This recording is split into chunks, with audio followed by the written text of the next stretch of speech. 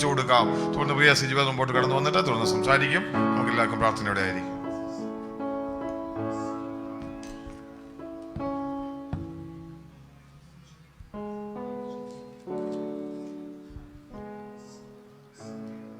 Thank you, Jesus. Thank you, Jesus. Thank you, Jesus. Thank you, Holy Spirit.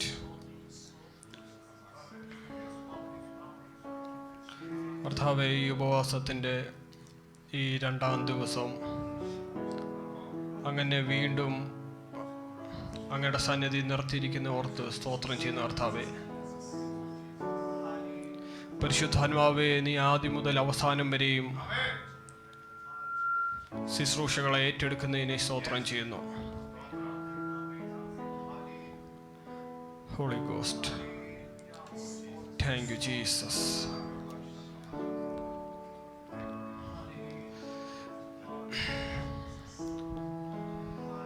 ഈ സൂമിലായിരിക്കുന്നവരുണ്ട്, ഇവിടെ സഭയിൽ വന്നവരുണ്ട്. ഞാൻ നിങ്ങളോട് പറയാം, ശരിക്കും നിങ്ങളെ കാണുമ്പോൾ സന്തോഷമുണ്ട്. അതങ്ങനെ പറയാൻ കാര്യമുണ്ട്. കാര്യം എന്ന് വെച്ച് കഴിഞ്ഞാൽ, ഞാൻ ഇപ്പം നിങ്ങളോട് പറയാൻ പോകുന്നതെന്ന് വെച്ച് കഴിഞ്ഞാൽ, ഇന്ന് ഉച്ചയ്ക്ക് ശേഷം ഞാൻ ഈ ഒരു മീറ്റിങ്ങിന് വേണ്ടി കുറച്ചു നേരം പ്രാർത്ഥിച്ചപ്പോൾ കർത്താവ് എന്നോട് ഇടപെട്ട ശബ്ദം, കർത്താവ് എന്നോട് സംസാരിച്ച കാര്യങ്ങൾ നിങ്ങളോട് പങ്കുവെച്ച് പെട്ടെന്ന് ഞാൻ പ്രാർത്ഥിക്കാം. ഞാൻ നിങ്ങളെ കാണുമ്പോൾ സന്തോഷമുണ്ടെന്ന് പറയാൻ കാര്യമെന്ന് വെച്ച് കഴിഞ്ഞാൽ, ഞാൻ ഈ കഴിഞ്ഞ കുറച്ച് ദിവസങ്ങൾക്ക് മുമ്പ് ഞാനൊരു വ്യക്തിയെ കണ്ടു. അപ്പോൾ അദ്ദേഹവുമായിട്ട് ഞാനിങ്ങനെ കാര്യങ്ങളൊക്കെ ഇങ്ങനെ സംസാരിക്കുകയായിരുന്നു. അദ്ദേഹം ഒരു റിച്ചായിട്ടുള്ള ഒരു വ്യക്തിയാണ്, ഒരു ധനികനാണ്, റിച്ചാണ് അദ്ദേഹം. ഈ ഒരു പെന്തക്കോസ്ത് ഗോളത്തിലൊക്കെ ഉള്ള വ്യക്തി ആയിരുന്നു. പക്ഷേങ്കിൽ ഇപ്പോൾ അങ്ങനെ നിലവിൽ ആരാധനയ്ക്കൊന്നും പോകുന്നില്ല. ആ ടൈമിൽ മറ്റു കാര്യങ്ങൾക്കൊക്കെ ഇങ്ങനെ പുറത്തു പോവുകയാണ്. അതിൽ നിന്നൊക്കെ ഇപ്പം മാറി നിൽക്കുവാണ് അദ്ദേഹം. മാറി നിൽക്കാൻ കുറച്ച് കാര്യങ്ങളുണ്ട്, അതെനിക്ക് ഇവിടെ ഓപ്പണായിട്ട് പറയാൻ പറ്റത്തില്ല. അദ്ദേഹം മാറി നിൽക്കുകയാണ്. അപ്പോൾ ഈ ഞായറാഴ്ച ദിവസമാണ് ഇദ്ദേഹത്തിന് ഫ്രീ ഉള്ളത്. അപ്പോൾ ഇവർ എത്ര റിച്ചാണെങ്കിലും എല്ലാവർക്കും ടെൻഷനുകളുണ്ട്, പലർക്കും പല പ്രശ്നങ്ങളുമുണ്ട്. ഇച്ചിരി മൈൻഡൊക്കെ ഒന്ന് റിലാക്സ് ആവണം. അപ്പോൾ ഈ ഞായറാഴ്ച ദിവസങ്ങളിൽ അപ്പോൾ ഇവർ ചെയ്യുന്ന കാര്യമെന്ന് വെച്ച് കഴിഞ്ഞാൽ, ഈ UAE എവിടെയെങ്കിലും ഒരു ഹോട്ടലിലെങ്ങാണ് റൂം എടുക്കും. എന്ന് വെച്ച് കഴിഞ്ഞാൽ ഹോട്ടലിൽ റൂം എടുക്കുക എന്നൊക്കെ വെച്ച് കഴിഞ്ഞാൽ പെർ ഡേ തന്നെ അത് ചിലപ്പോൾ ഒരു 5000 ദിർഹംസ് ഒക്കെ ആവും പെർ ഡേ അതിൻ്റെ റെൻറ്റ്. ഇല്ലെങ്കിൽ അവർ ഏതെങ്കിലും ഹോട്ടലിൽ പോയിട്ട് ഫുഡ് കഴിക്കും, നല്ല റിച്ചായിട്ട് ഫുഡ് കഴിക്കും. ഇതൊക്കെയാണ് ഈ സൺഡേ ദിവസങ്ങളിൽ അവരൊന്ന് മൈൻഡൊന്ന് റിലാക്സ് ആവാൻ വേണ്ടി അവർ ചെയ്യുന്ന കാര്യം അതാണ്. അപ്പോൾ ഇദ്ദേഹവുമായിട്ട് ഞാനിങ്ങനെ സംസാരിച്ചപ്പോൾ ഇദ്ദേഹം പറയുന്ന കാര്യം എന്ന് വെച്ച് കഴിഞ്ഞാൽ, ഞാൻ ഈ സൺഡേയിൽ ഇത്രയും പേയ്മെൻറ്റ് ചെയ്ത് ഇങ്ങനെയൊക്കെ കാര്യങ്ങൾ ചെയ്തിട്ടും എനിക്കാണെങ്കിൽ ഒരു സമാധാനം കിട്ടുന്നില്ല, എനിക്കൊരു തൃപ്തി കിട്ടുന്നില്ല. ആ ഒരു ടൈം ആവുമ്പോൾ എൻ്റെ ഹൃദയം അങ്ങ് പിടയ്ക്കുക.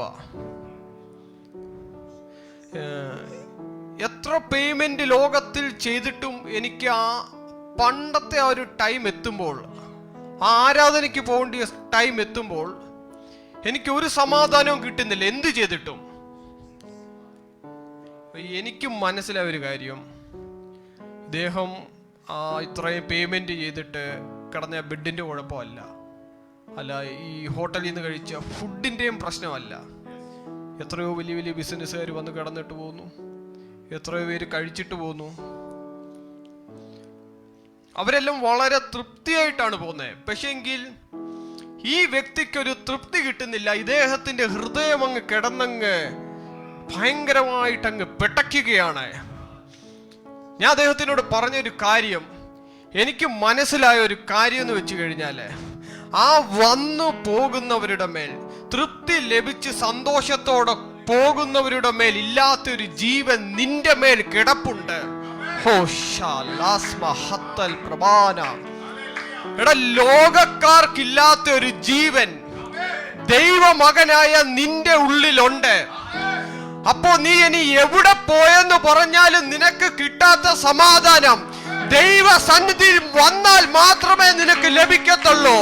നീ ഇനി ലോകത്തിൽ ഇനി എത്ര പേയ്മെന്റ് ചെയ്തെന്ന് പറഞ്ഞാലും, നീ ലോകത്തിൽ എവിടൊക്കെ പോയെന്ന് പറഞ്ഞാലും, കർത്താവിന്റെ സന്നിധിയിൽ വരുന്ന സമാധാനം ഈ ഉലകത്തിൽ ഒരാൾക്കും ലഭിക്കത്തില്ലെന്ന് ഞാൻ ഉറച്ച വിശ്വാസത്തോടു കൂടി നിങ്ങളോട് പറയുന്നു. പ്രാർത്ഥിക്കാൻ കഴിയുമെങ്കിൽ പ്രാർത്ഥിച്ചോ.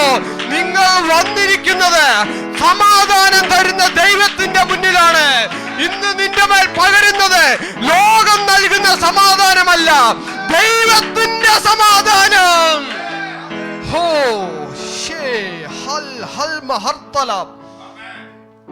ദൈവത്തിന്റെ ഹൃദയം പിടയ്ക്കുവാണെന്ന്, സമാധാനം കിട്ടുന്നില്ല. ഞാൻ പറഞ്ഞു തിരിച്ചു പോകണം, നിനക്ക് സമാധാനം അവിടെ നിന്നേ ലഭിക്കത്തുള്ളൂ. ഞാനിത് പറഞ്ഞുകൊണ്ടിരിക്കുമ്പോൾ എനിക്കറിയത്തില്ല, കർത്താവ് എന്നെ കാണിക്കുന്നത് കടലിൽ കിടക്കുന്ന മത്സ്യങ്ങൾ കടലിൽ നിന്നും മാറി കരയിൽ കിടന്ന് പിടയ്ക്കുകയാണ്.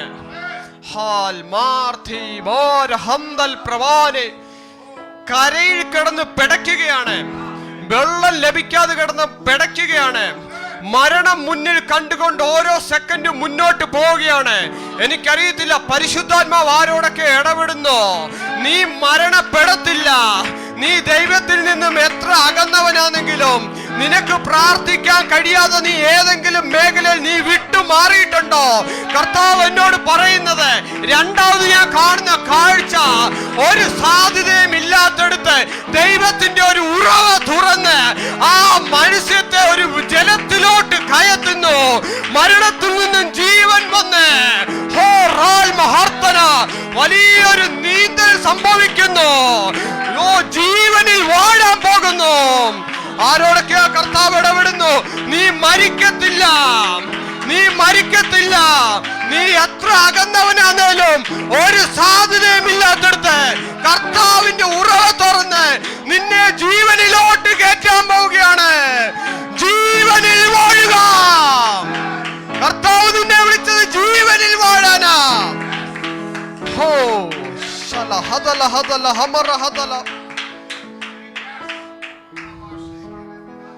ജീവനിൽ വാഴണം. നീ ഏത് മരുഭൂമി കിടന്നാലും, ഒരു മനുഷ്യനും സഹായിക്കാനില്ലേലും, ഈ പ്രസൻസിൽ നിന്നുകൊണ്ട് എനിക്ക് പറയാൻ പറ്റും, നീ അപ്പാന്നൊരു വിളി വിളിച്ചാൽ ഒരു സാധ്യതയുമില്ലാത്തടുത്ത് ദൈവത്തിന്റെ ഉറവ തുറക്കും.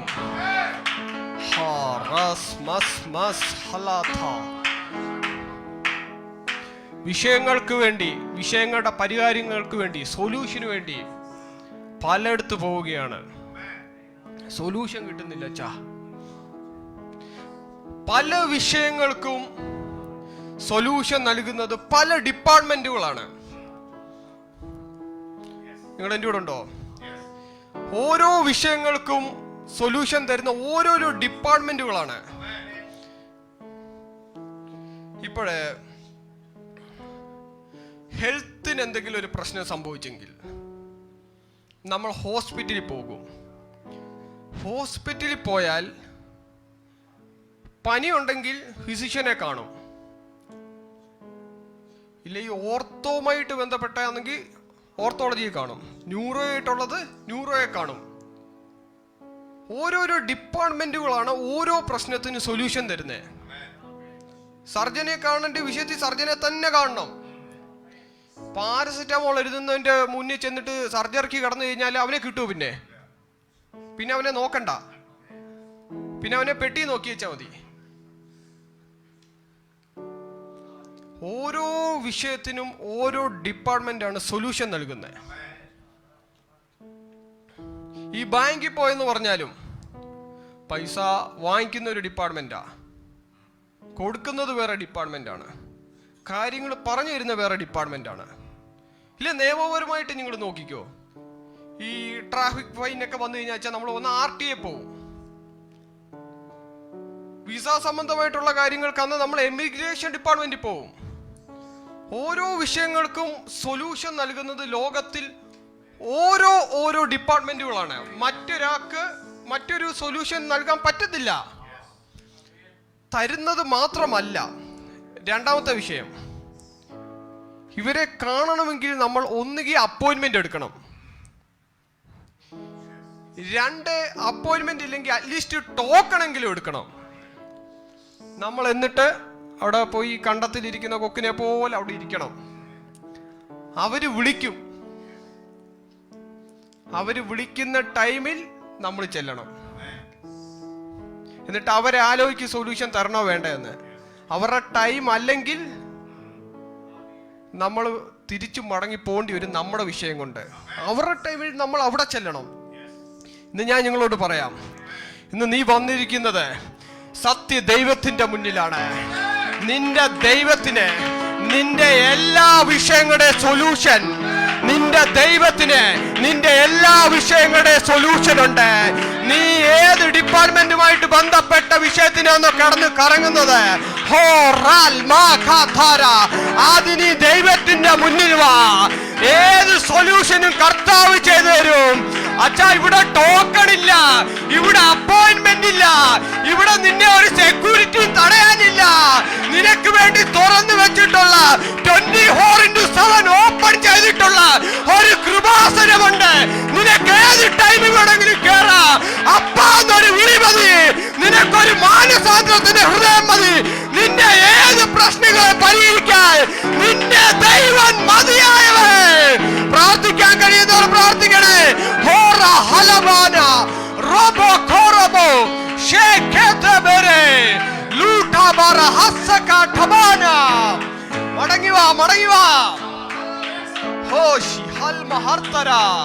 നീ മടങ്ങി വരണം. പ്രശ്നത്തെ അല്ല ഫോക്കസ് ചെയ്യണ്ടേ, പ്രോബ്ലത്തെ അല്ല ഫോക്കസ് ചെയ്യണ്ടേ, നിന്റെ മേലുള്ള നിന്റെ കുറവിനെ അല്ല ഫോക്കസ് ചെയ്യണ്ടേ, നിന്റെ മേലുള്ള നീ ചെയ്തിട്ടുള്ള പാപത്തെ അല്ല നീ ഫോക്കസ് ചെയ്യേണ്ടത്. നീ ഫോക്കസ് ചെയ്യേണ്ടത്, കർത്താവ് എന്നോട് പറയുന്നത്, നിന്നെ ദൂരത്ത് നിന്ന് നോക്കുന്ന ഒരു അപ്പനുണ്ട്. നിന്റെ മടങ്ങി വരവിനെ നോക്കുന്ന, ദൂരത്ത് നിന്ന് നീ തിരിച്ചു വരാൻ നോക്കുന്ന ഒരപ്പൻ നിനക്കുണ്ട്. നീ ഫോക്കസ് ചെയ്യേണ്ട ആ അപ്പനെയാണ്. ആ അപ്പനെ നീ ഫോക്കസ് ചെയ്താൽ നിന്റെ മേലൊരു മാനസാന്തരമുണ്ടായി തിരിച്ചു വരികയാണെങ്കിൽ 2 കൈ നീട്ടി നിന്നെ സ്വീകരിക്കുന്ന ഒരു ദൈവം നിനക്കുണ്ട്.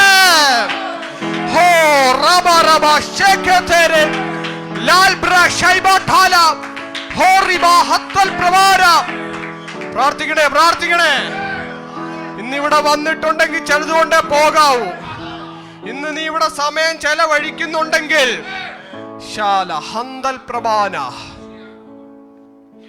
ഫോക്കസ് ചെയ്യേണ്ടത് പ്രശ്നത്തിലല്ല, ഫോക്കസ് ചെയ്യേണ്ടത് നിന്നെ ദൂരത്തുനിന്നേ നോക്കുന്ന അപ്പൻ. ദൈവദാസൻ ഒത്തിരി തവണ ആ വചനം നമ്മളെ പഠിപ്പിച്ചിട്ടുണ്ട്. ദൂരത്തുനിന്നേ നോക്കുന്ന അപ്പനുണ്ട്.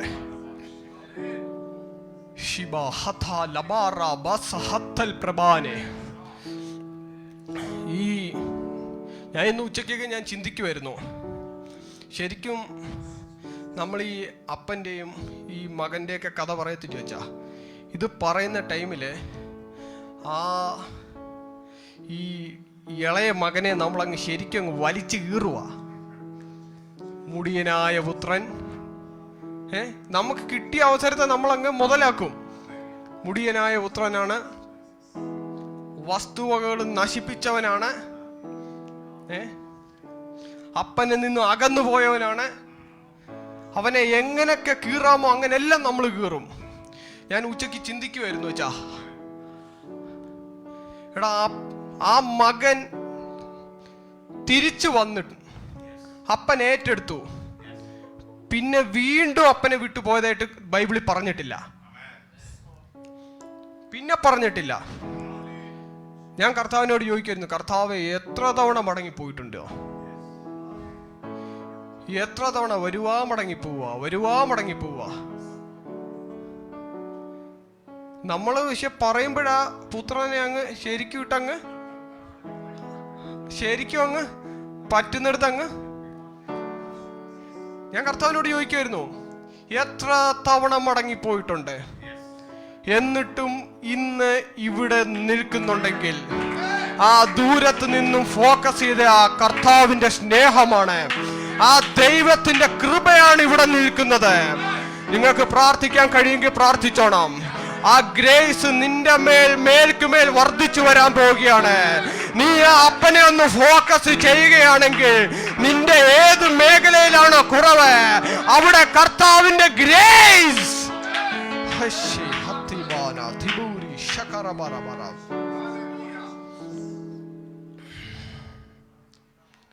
അപ്പനിലോട്ട് മടങ്ങി വരണം. ഞാൻ ഉച്ചക്കൊക്കെ ഇങ്ങനെ പ്രാർത്ഥിക്കുമായിരുന്നു, കർത്താവേ എന്തുവാണ് ഞാൻ പറയേണ്ടി എന്നൊക്കെ ഇങ്ങനെ പ്രാർത്ഥിച്ചു.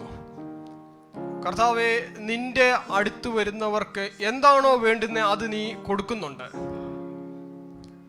അപ്പം വേണ്ടിയവർക്കൊക്കെ അപ്പം കൊടുത്തിട്ടുണ്ട്, മീൻ വേണ്ടുന്നവർക്ക് മീനെ കൊടുത്തിട്ടുണ്ട്. ഇനി രോഗമാണോ പ്രശ്നം, അവരുടെ രോഗത്തെ സൗഖ്യമാക്കിയിട്ടുണ്ട്.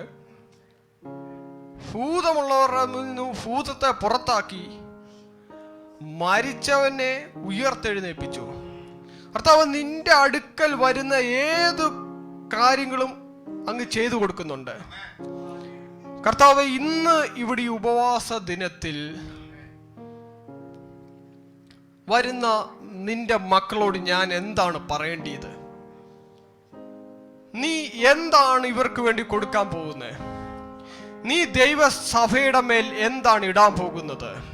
ഈ സൂം പ്ലാറ്റ്ഫോമിൽ ഇരിക്കുന്നവർക്ക് വേണ്ടി, ഈ ദൈവസഭയിൽ ഇരിക്കുന്നവർക്ക് വേണ്ടി നീ എന്താണ് കൊടുക്കാൻ പോകുന്നതെന്ന് ചോദിച്ചപ്പോൾ കർത്താവ് എന്നോട് പറഞ്ഞത്, അവർക്ക് അപ്പത്തെ ഞാൻ കൊടുത്തിട്ടുണ്ട്, അവർ അപ്പം ഭക്ഷിച്ചു, അവർക്ക് കുടിക്കാനുള്ളത് കൊടുത്തിട്ടുണ്ട്, അവർക്ക് വീട് കൊടുത്തിട്ടുണ്ട്. നിങ്ങളുടെ കുഞ്ഞുങ്ങൾ ഇതുവരെയായിട്ടും പട്ടിണി കിടന്നിട്ടില്ല, നീ വീടില്ലാതെ വഴിയിലും കിടന്നിട്ടില്ല. ഇതെല്ലാം നാളെ നിനക്ക് കർത്താവ് തരും.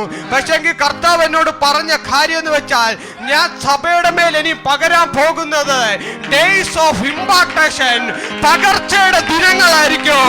ഇനി ഇവിടെ പകരാൻ പോകുന്നത് ഇമ്പാർട്ടേഷന്റെ ഡേയ്സ് ആയിരിക്കും.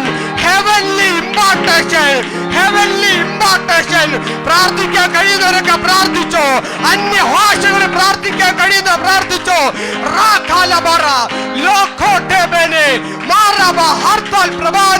കരങ്ങൾ അടിക്കാൻ പറ്റുന്നവർ കരങ്ങൾ അടിച്ച് യേശുവേ എന്ന് വിളിക്കാൻ പറ്റുമെങ്കിൽ യേശുവേ എന്ന് വിളിച്ച്, നീ സൂമിലാന്നോ, നീ അവിടെ ഇരുന്നോണ്ടൊന്ന് പ്രാർത്ഥിരേ. റിബലവന് ഹദലവന് റഗലഗദലവന ഹോശ ഹർത്തൽ പ്രവാനെ റിഖാലവന ഹോശ ഹമർ ഹദന റേകേട്ടരേ. നീ പ്രാർത്ഥിക്കുമ്പോൾ തന്നെ നിന്റെ മേൽ പകരാൻ തുടങ്ങും. ഇനി വരുന്ന ദിവസം നിന്റെ മേൽ പകർച്ചയുടെ ദിവസങ്ങളായിരിക്കും, ഇമ്പാർട്ടേഷന്റെ ഡേയ്സുകളായിരിക്കും.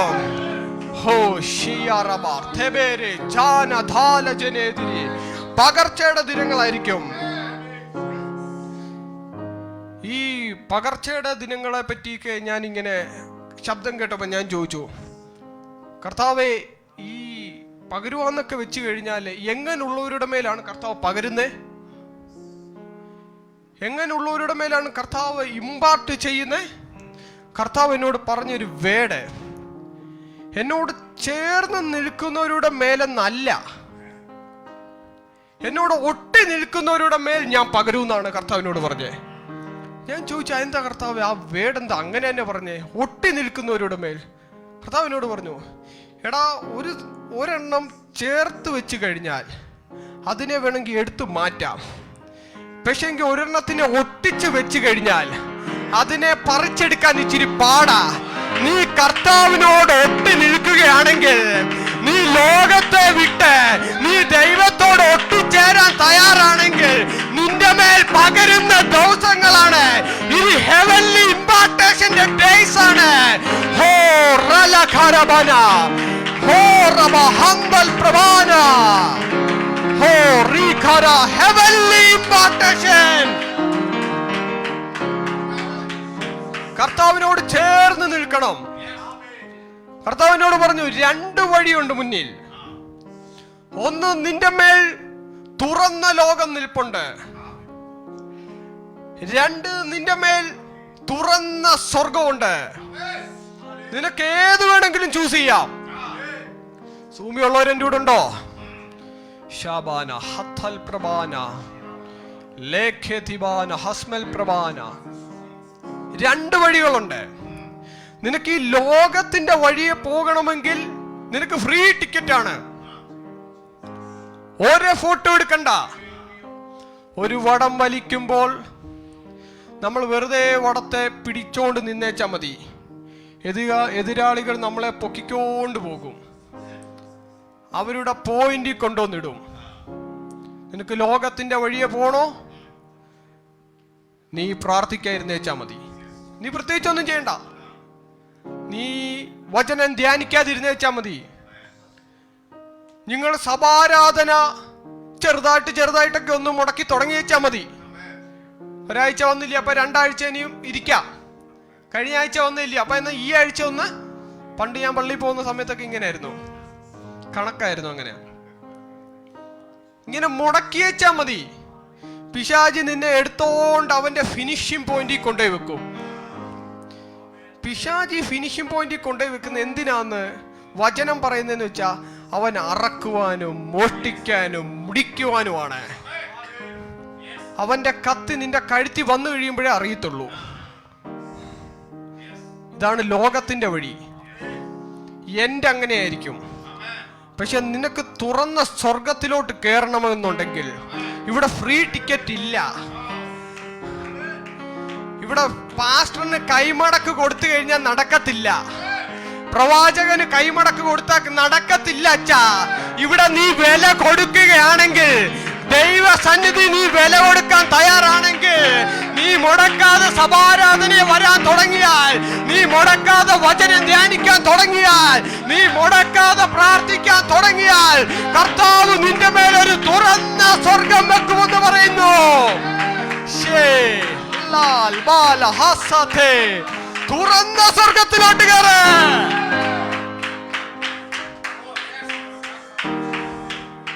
ഫസ്റ്റ് റൂട്ടാണ് അതാണ്. ഞാൻ ചോദിച്ചു, ഈ കർത്താവ് ഈ തുറന്ന സ്വർഗത്തിലോട്ട് കയറുന്നവരൊക്കെ അപ്പം ഇമ്പാർട്ടേഷൻ നടക്കുവോ? എന്താണ് അങ്ങനെ പറയാൻ കാര്യം? കർത്താവ് എന്നോട് പറഞ്ഞു, ഇവിടെ വന്നവരുടെ മേലെല്ലാം ഇമ്പാർട്ടേഷൻ നടക്കുമെന്ന്. ദൈവത്തിന്റെ വലിയ പകർച്ച ഈ ദിവസങ്ങളിൽ ഈ സൂമിലായിരിക്കുന്നവരുടെ മേൽ, ഈ സഭാരാധനയെ പങ്കെടുത്ത സകലരുടെ മേലും നടക്കുമെന്ന് കർത്താവിനോട് ഉറപ്പ് പറഞ്ഞു. ഞാൻ പറഞ്ഞു, കർത്താവ് അതെന്താണ് ഇങ്ങനെ ഉറപ്പ് പറയാൻ കാര്യം? കർത്താവിനോട് ചേർന്നോ? ചേരുന്നവരുടെ മേലല്ലേ കൊടുക്കുന്നത്. അപ്പൊ ചേർന്നോ? കർത്താവിനോട് പറഞ്ഞു, എടാ, എന്റെ സഭയിൽ വരുന്നത്, എന്നെ കാണാൻ വരുന്നത് ദൈവത്തിനോട് ചേരുന്നതിന്റെ ഒന്നാമത്തെ സൈനാണ്. ഇന്ന് നീ ഇവിടെ ജോയിൻ ചെയ്തിട്ടുണ്ടെങ്കിൽ, ഇന്ന് ദൈവസന്നിധിയിൽ പ്രാർത്ഥനയ്ക്ക് കയറിയിട്ടുണ്ടെങ്കിൽ, കർത്താവ് നിന്റെ മേൽ പകരുമെന്നുള്ള ഉറപ്പിന്റെ ഒന്നാമത്തെ സൈനാണ്. കർത്താവ് നിന്റെ മേൽ പകരാൻ ആഗ്രഹിക്കുന്നില്ലെങ്കിൽ ഇന്ന് നീ ഇവിടെ വരികയില്ലായിരുന്നു. കർത്താവ് കൊണ്ടുവന്നിട്ടുണ്ടെങ്കിൽ ഹെവൻലി ഇമ്പാർട്ടേഷൻ ഈ വരുന്ന ദിവസങ്ങളിൽ നിങ്ങളുടെ മേൽ സംഭവിക്കും. പ്രാർത്ഥിക്കാൻ കഴിയുമെങ്കിൽ പ്രാർത്ഥിച്ചോ. ഈ വരുന്ന ദിവസങ്ങൾ നീ ലാഘവത്തോടെ കാണാതെ സീരിയസ് ആയി ദൈവ സന്നിധിയിൽ കയറുകയാണെങ്കിൽ കർത്താവ് നിന്റെ മേൽ പകരുന്ന ദിവസമാണ്.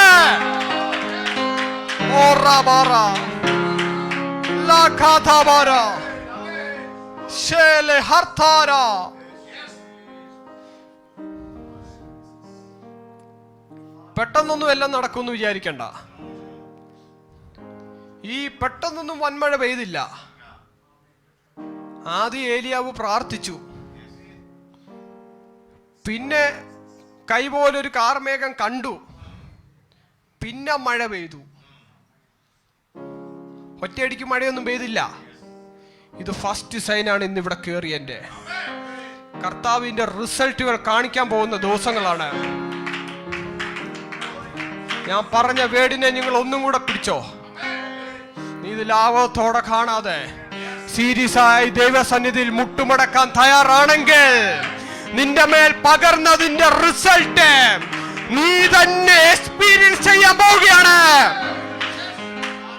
ഈ ഇമ്പാർട്ടേഷനെ പറ്റിയൊക്കെ പറയുമ്പോൾ ഒരിക്കലും ഈ പൗലോസ് തിമോത്തിയോസിനെ തൊടാതെ പോകാൻ പറ്റത്തില്ല. പൗലോസ് പറയുന്ന ഒരു കാര്യമുണ്ട്,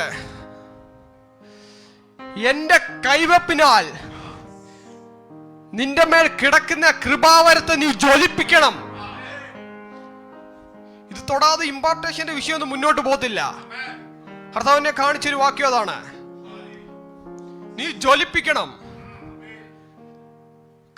ഒരു കൈയെങ്കിലും വെപ്പ് കിട്ടാത്ത ഒരു മനുഷ്യരും ഇവിടെ ആരെങ്കിലും ഉണ്ടോ? ഒരു ദൈവാസനെങ്കിലും കൈവെക്കാത്ത? അതിനെ സിമ്പിളായിട്ട് കാണല്ലേ.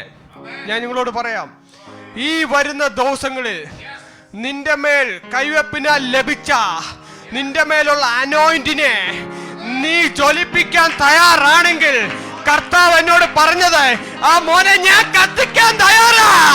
നീ ജ്വലിപ്പിക്കാൻ തയ്യാറാന്ന്, ഞാൻ നിന്നെ കത്തിക്കാൻ തയ്യാറാ. ലോകത്തിന്റെ മുന്നിൽ ഒരു ഫയർ അനോയിന്റിംഗുമായിട്ട് നിന്നെ വിടാൻ ഞാൻ തയ്യാറാ.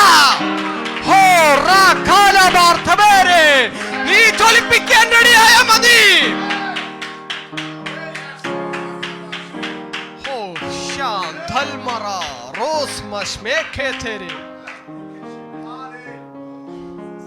കൈവപ്പിനാൽ മാത്രമാണോ വെച്ചാ കൃപാവരം?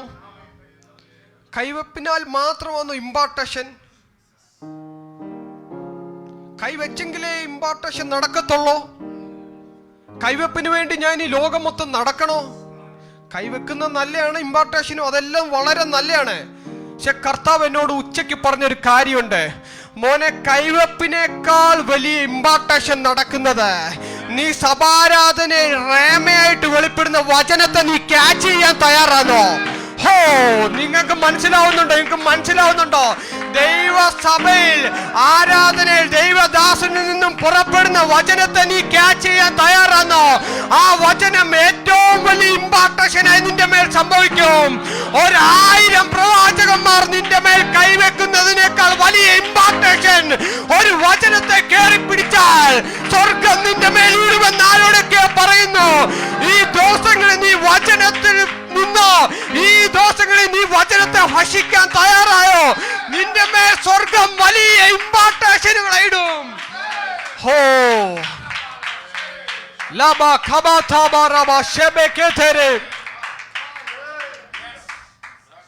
വചനത്തിൽ ഉറക്കണം, വചനത്തിൽ ധ്യാനിക്കണം. വചനം വിട്ടോ ഒരു വഴിക്ക് നിൽക്കല്ലേ. ഏറ്റവും വലിയ ഇമ്പോർട്ടേഷൻ അവിടെയാണ് നിന്റെ മേൽ സംഭവിക്കുന്നത്.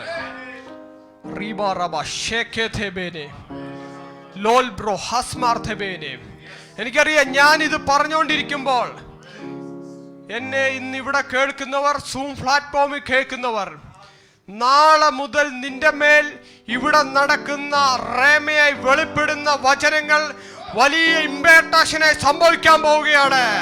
ഇന്നലെ വരെ നീ വന്ന പോലല്ല നിങ്ങളെ നീ വരാൻ പോകുന്നത്. ചിലതിനെ പിടിച്ചോണ്ട് പോകാൻ എനിക്കറിയില്ല നാളെ എന്താണ് ഇവിടെ പറയുന്നതെന്ന്. പക്ഷെ കർത്താവ് എന്നോട് പറയുന്നു, നീ നാളെ പ്രാപിക്കാൻ വന്നാൽ നീ ആ വചനം കൊണ്ട് പോവുകയാണെങ്കിൽ നീ തന്നെ ആള് മാറിയവനാകാൻ പോവുകയാണ്.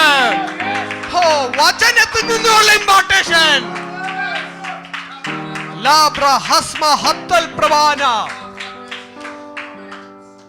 ഞാൻ പകർച്ചയിൽ വിശ്വസിക്കുന്നു, ഞാൻ ഇമ്പോർട്ടേഷനിൽ വിശ്വസിക്കുന്നു, ഞാൻ പകർച്ചയിൽ വിശ്വസിക്കുന്നു.